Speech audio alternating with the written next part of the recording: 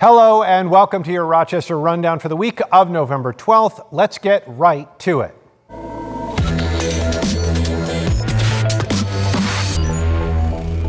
Local leaders raising concerns as COVID-19 cases continue to rise in the area. Monroe County reported more than 500 new cases Thursday and more than 400 Wednesday.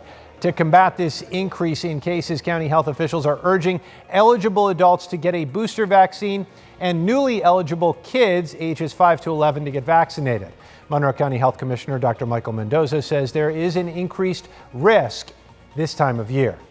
Number one, we are 2 weeks away from Thanksgiving and the start of the holiday season. Number two, we are just beginning to enter influenza season, with several dozen cases being reported across New York State and even locally, a handful of cases here in Monroe County. And number three, to be very clear, COVID-19 is still a pandemic. As much as we want it to be over, it is not. I realize we all want to gather and return to normal. And we also need to realize that our actions individually and collectively will determine how and when that will happen. The county is holding clinics for children to get vaccinated in Greece, Pittsford, and downtown Rochester. 2021 will go down as the deadliest year in Rochester when it comes to homicides, and we still have more than a month left. As of Thursday, the city is up to 71 homicides. The Rochester Police Department says the uptick in violence includes an increase in violence that involves teenagers. In 2020, there were 37 victims of violence under 18 years old. In 2021, we've had 60 victims under 18 so far. Captain Frank Umbrino says looking at a 5-year average, that's a 206% increase in these cases. We're extremely frustrated. It has to stop. I mean, it's worse than a war zone around here lately. And, we want the community to stand up, stand beside us. And, the community has to get fed up with this. And the way they can do that, or one of the ways they can do that, is, continue to feed us information. The Monroe County Legislature passed legislation this week aimed at funding local nonprofit organizations that address violence on the streets.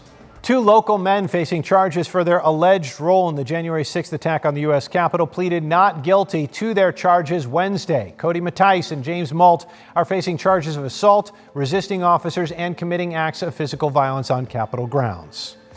The Rochester Correctional Facility is one of 6 New York State correctional facilities scheduled to close next year. The minimum security work release institution has about 26 people on staff and 46 people incarcerated there.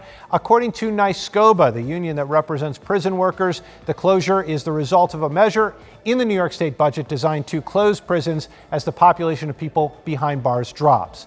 This and the other closures will happen on March 10th.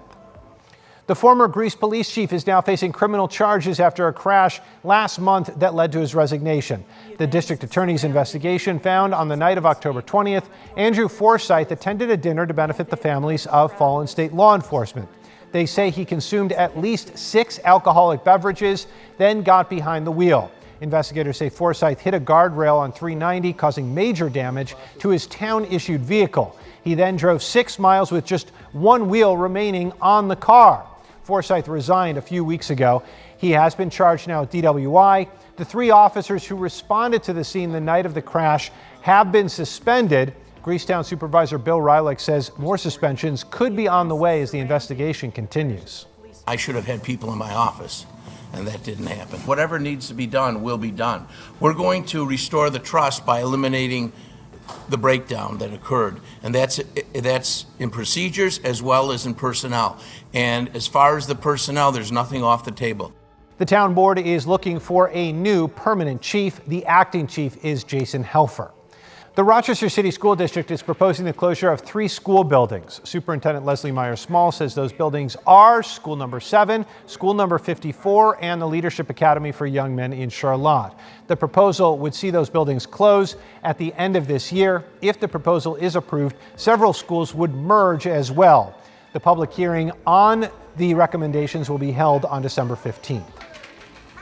The school board also approved funding to get Rochester police officers stationed outside 11 Rochester City schools before and after school for the next month.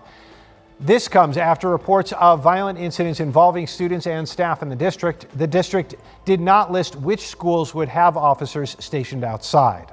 That's all for this week. As always, we'll see you next Friday.